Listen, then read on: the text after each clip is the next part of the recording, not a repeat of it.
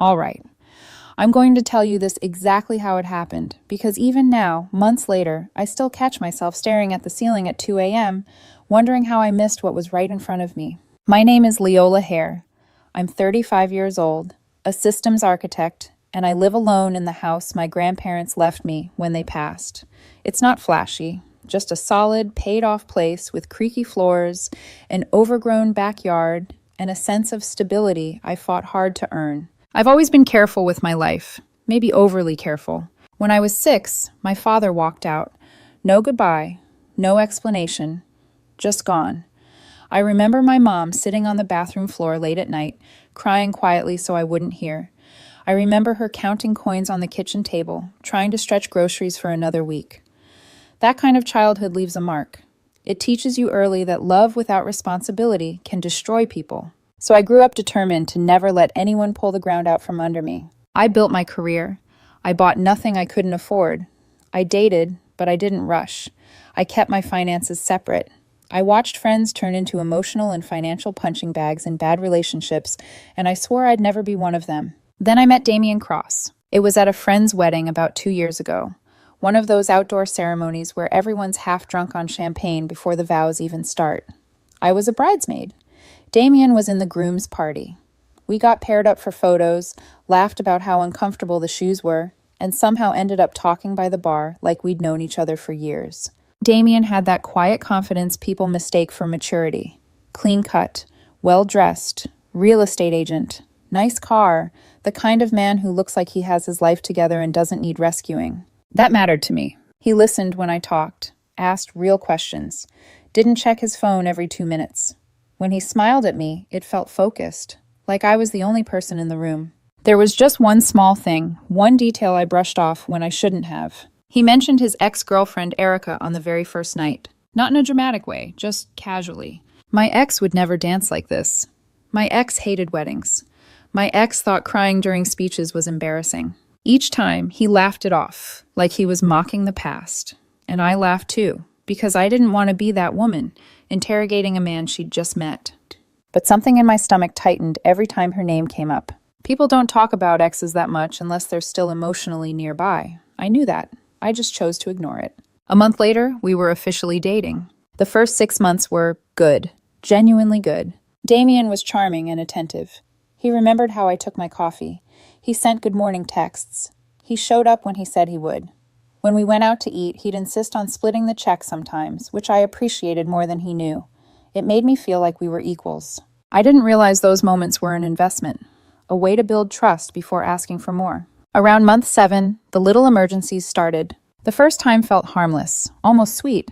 Damian called me one afternoon, voice shaking, saying his car had broken down on the highway. The tow truck driver wanted $200 cash, and Damian didn't have it. He sounded embarrassed, asking, ashamed. I drove out there without hesitation, paid the driver, and made sure Damian got home safely. He hugged me like I'd just saved him. 2 weeks later, he Venmo'd me back. That's the moment my brain labeled him safe. Because if someone pays you back once, you assume they'll do it again. I was wrong. The next time, it was his rent. His landlord was being unreasonable, and he needed $400 to avoid a late fee. He promised he'd pay me back by the end of the month. The end of the month came, and suddenly there was an unexpected dental bill. The month after that, it was car insurance. Then a surprise tax issue. There was always something, always urgent, always framed like he was so close to getting back on his feet. When I gently asked about repayment, Damian didn't get angry. He got wounded. Leola, I thought you trusted me. Why are you making money such a big deal? I'm already stressed. Do we really need to fight about this? So I stopped asking. Not because I didn't care, but because I cared too much. Because I didn't want to be the girlfriend who kept score. I told myself this was what support looked like. Around month 8, Erica's name started coming up more often. At first, it sounded like background noise. Erica's struggling right now. Erica can't catch a break. Erica's hours got cut. Each time, Damian would sigh, like he was carrying her burdens on his shoulders. I remember thinking, why do you still know this much about your ex's life? But I stayed quiet. I told myself they were just friends. Adults can be friends with exes, right? Month 10 is when things shifted. We were out at dinner, one of those upscale places where the lighting makes everything feel softer than it really is. I paid, like usual. Damien waited until the food arrived, until I relaxed. Then he put his fork down and looked at me like he was about to say something important. Erica called me yesterday, he said. I kept cutting my steak. Okay. He reached across the table and touched my hand. She's really struggling, Leola. I finally looked up. His eyes were glossy, practiced. She's 3 months behind on rent, he continued. She might get evicted. That's rough, I said carefully. Damien squeezed my hand. I was thinking, maybe we could help her out. I froze. We? I asked. He nodded. Just for a couple months, until she gets back on her feet. You could cover her rent. It wouldn't be a big deal for you. My stomach dropped. Are you asking me to pay your ex-girlfriend's rent? I asked slowly. It's not like that, he said quickly. How is it not exactly like that? I replied. I don't even know her. She's still important to me, Damien said. We were together for years. I can't just abandon her. That sentence hit harder than I expected. I pulled my hand back. Damien, I said calmly, I'm not paying your ex's rent. That's insane. His expression changed instantly. The warmth vanished. The room felt colder. He didn't argue. He didn't raise his voice. He just went quiet. And the silence between us felt heavy, like a warning I didn't fully understand yet. Because that night wasn't the end of the conversation. It was the beginning of something much worse. Damien didn't speak to me for 3 days after that dinner. No texts, no calls, nothing. At first, I told myself he just needed space. That maybe I'd embarrassed him. That maybe I'd been too blunt. I replayed the conversation over and over in my head, wondering if there was a softer way I could have said no. By day 2, the silence started to feel intentional. By day 3, it felt like punishment. Then, on the 4th day, he showed up at my house like nothing had happened. Same smile, same warm tone. He kissed my cheek, asked how my day was, and commented on how nice my living room looked in the evening light. No apology, no acknowledgement, no resolution. And that was the moment I should have ended it. But instead, I let myself believe that the awkwardness had passed, that maybe he'd realized how unreasonable his request was and decided to drop it. I didn't yet understand that silence was his leverage. 2 weeks later, we were at my place watching a movie when Damien casually said, "Oh, Erica's electricity got shut off." I didn't look away from the screen. That's unfortunate. He shifted closer to me. It's only like $300 to turn it back on. My chest tightened. No, I said flatly. Damien sighed like I was the exhausting one. Leola, come on, that's nothing to you. It's not nothing, I replied, and it's not my responsibility. He turned to face me fully. You're being selfish. I laughed. Not because it was funny, but because it was surreal. I'm selfish because I won't pay my boyfriend's ex-girlfriend's utility bill? His eyes filled with tears, real ones, or at least convincing ones. I just can't believe you won't help someone in need, he said quietly. I thought you were a good person. That hit me harder than I expected. I am a good person. I've worked my whole life to be one. I help people when it matters, when it's real, when it's honest. But this felt wrong. I help people I care about, I said, and people who haven't crossed lines. Erica isn't either of those things. Damien stood up, grabbed his jacket, and walked out without another word. He didn't come back for a week. When he did, he acted, again, like nothing had happened. This became the pattern. He'd ask me to pay for something related to Erica. I'd say no. He'd disappear, sulk, post vague quotes online. Then he'd come back, affectionate and calm, like the argument never existed. Each time, the requests got bigger. Erica needs new tires. Could you Venmo her $600? She's behind on car insurance. She can't afford a dentist visit.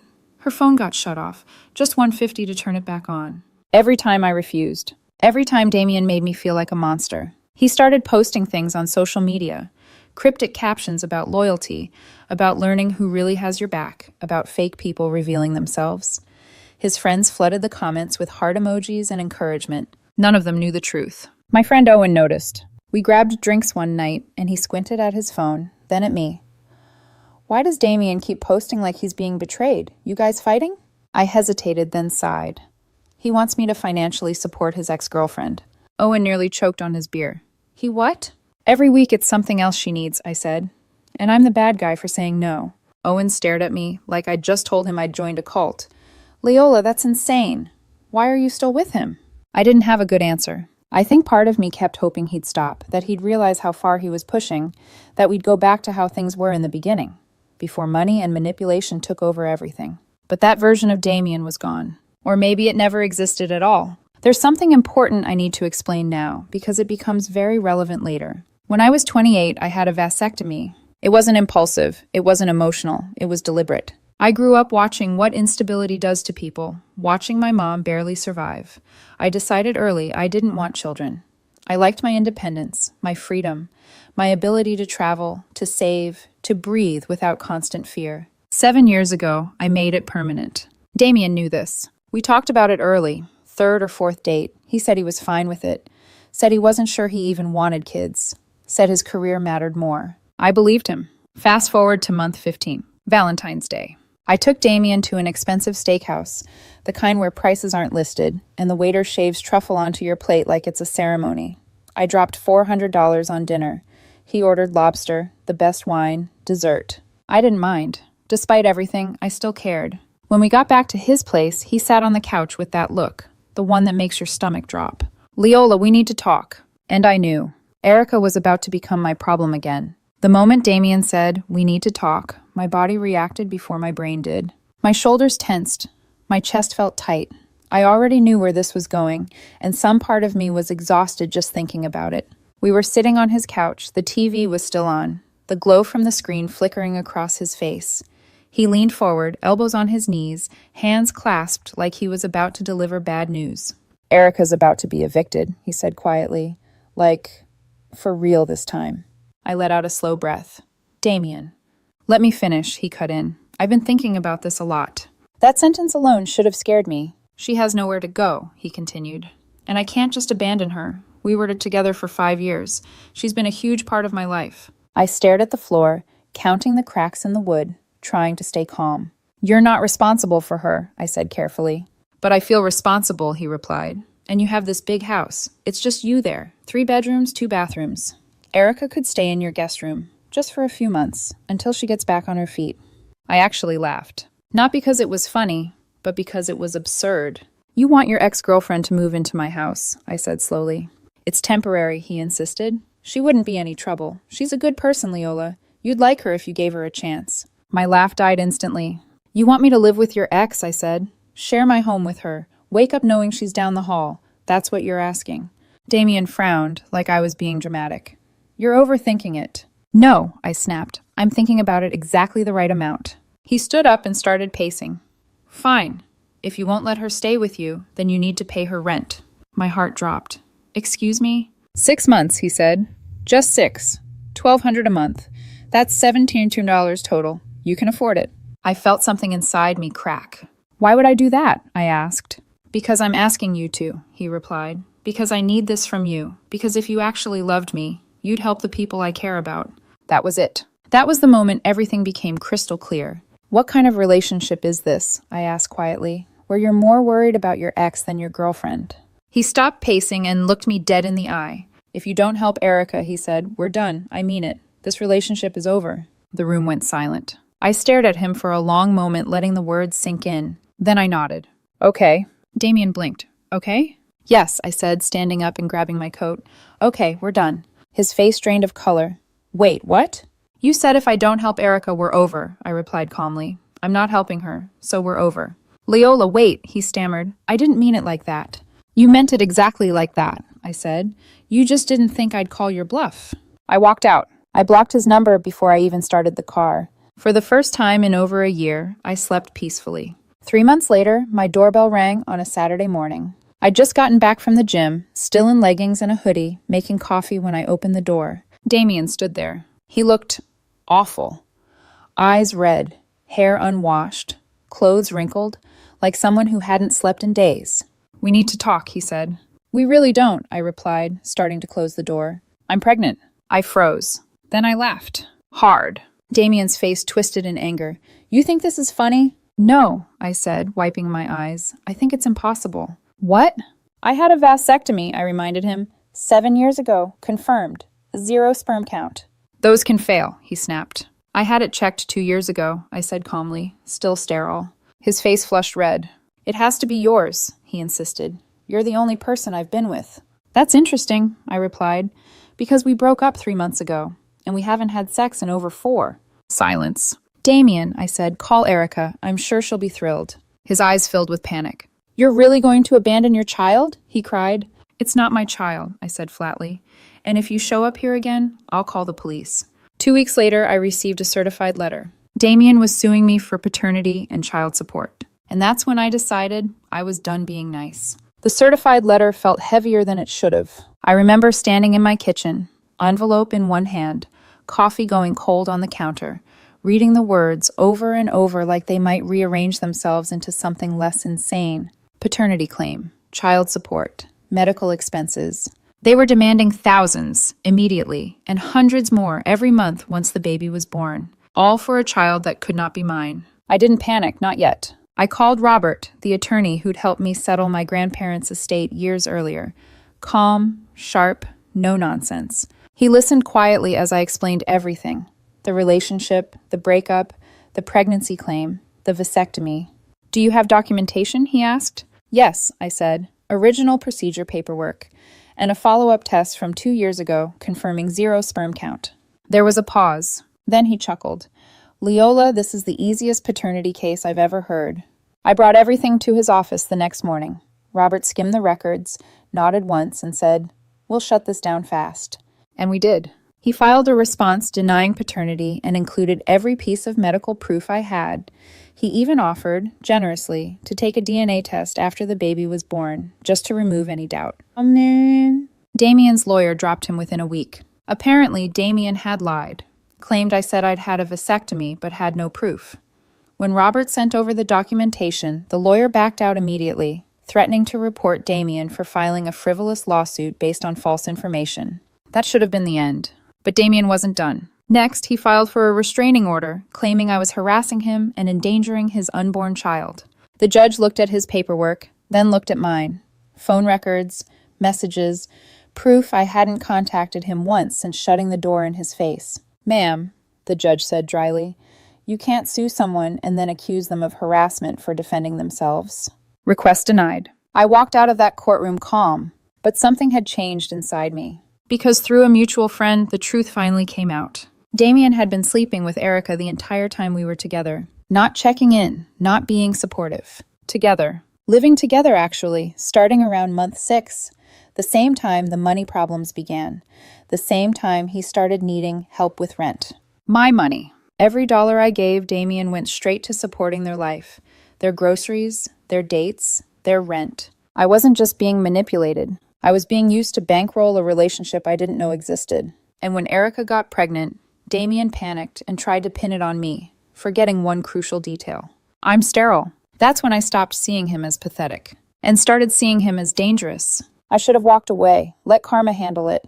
But attempting to trap someone with a fake pregnancy, that's not heartbreak. That's fraud. So I started digging. I looked up Damien's real estate license. Public record. His transaction history. Also public. He'd closed 3 deals in 2 years. 3. Total commission, maybe 15 grand before fees and taxes? The image he'd sold me, successful, independent, stable, was a lie. His car lease, 3 months behind. His apartment, on the edge of eviction. His designer clothes, discount outlets with fancy tags. Then I looked up Erica, and that's when I found the smoking gun. Public social media posts, unlocked accounts, bragging captions. One from 8 months earlier, right in the middle of our relationship. Finally convinced my girl to let me move back in, living rent-free again. Sugar life is real. I took screenshots, saved backups, archived everything. More posts followed. Photos at restaurants I'd paid for. Wearing a jacket I remembered buying Damien after he said his old one was stolen. It hadn't been stolen. He'd given it to her. I compiled everything, every Venmo, every receipt, every loan, every excuse. Total, $10,147. Then I went back to Robert. "Can I sue him?" I asked. Robert leaned back, read through my spreadsheet, and smiled slowly. "That's fraud," he said, "textbook."